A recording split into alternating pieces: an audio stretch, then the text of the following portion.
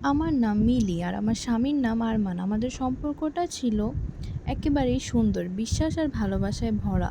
বিয়ের ১ বছর পর আমাদের জীবনের সবচেয়ে সুন্দর ঘটনা ঘটল। আমাদের ঘরে এলো একটি ছোট্ট সন্তান। আমি মনে করতাম জীবনটা যেন স্বপ্নের মতো সুন্দর।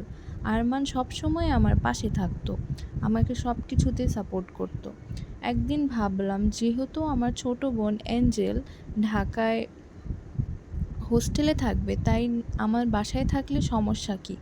আমি আরমানকে জিজ্ঞাসা করলাম, আমার বোন থাকলে সব কিছু সহজ হবে, তুমি কি রাজি? আরমান হেসে বলল, অবশ্যই, তুমি যা ভালো ভাবছো তাই করো।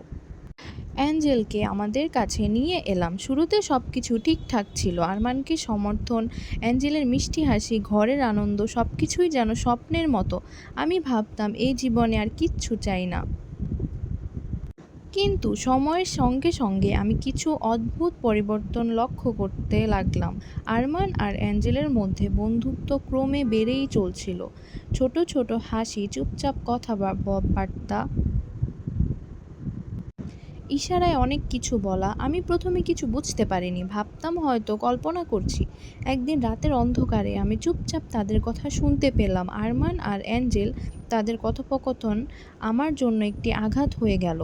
আমার বিশ্বাসঘাতকতার অনুভূতি এতটাই প্রগাঢ় যে আমার চোখের সামনে সব অন্ধকার হয়ে গেল। পরের দিন আমি অ্যাঞ্জেলকে সরাসরি জিজ্ঞেস করলাম, তুমি কি সত্যিই এমন করতে পারো? অ্যাঞ্জেল ঠান্ডা গলায় বলল, ভালোবাসা জোর করে করা যায় না আপু, আরমান আমাকেই চায়।